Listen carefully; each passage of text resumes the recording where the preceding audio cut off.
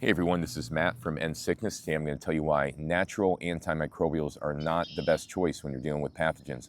Why you want to use immune stimulants instead, natural immune stimulants. First, let me say I'm not a medical doctor. This is not medical advice. This is based on my personal experience. This is for informational and educational purposes only. So back to the topic, okay? Natural antimicrobials, things like oil of oregano, things like clove, things like berberine, garlic, things like that. These are natural antimicrobials that are typically used against pathogens like Candida or H. pylori or SIBO or parasites or whatever it is there.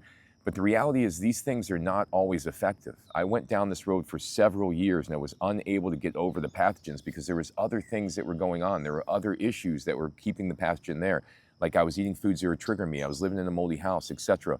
But the reality was those things, those antimicrobials, the antimicrobial herbs, they disturbed my gut microbiome. They affected my immune system. They would trigger my immune system, trigger my mast cells. I would think I was having die-off reaction or Herxheimer reaction, but in fact, I was actually just reacting to the supplement itself. And then I was caught in this endless loop. Oh, things are dying off. I'm getting better. But I never actually felt a whole lot better. I just kept going through these detox responses and then seeing little bits of improvement. I thought that's how it was. I thought this is what reality was when you're fighting some pathogen. But I later realized that this is just not true.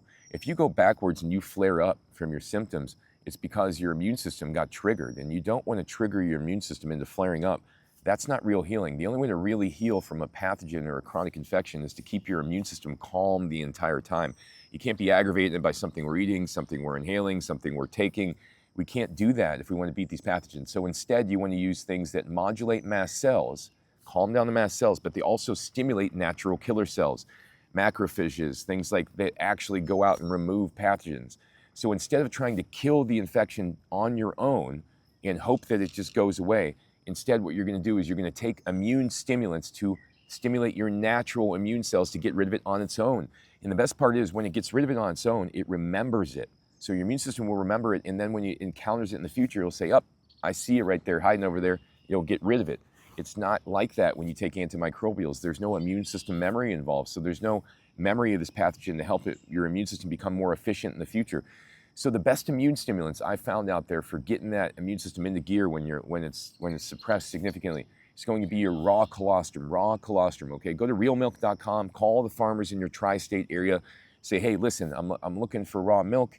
They say, okay, I could give you raw milk. They say, well, actually, I'm looking for raw colostrum.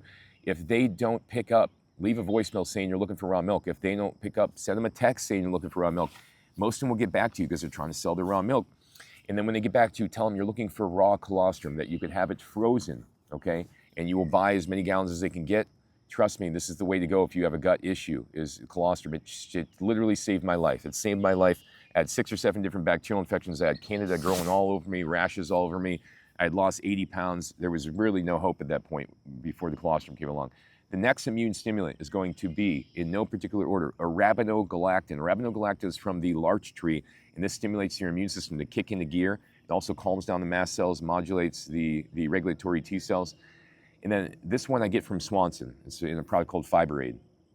The next product would be astragalus root, organic astragalus root.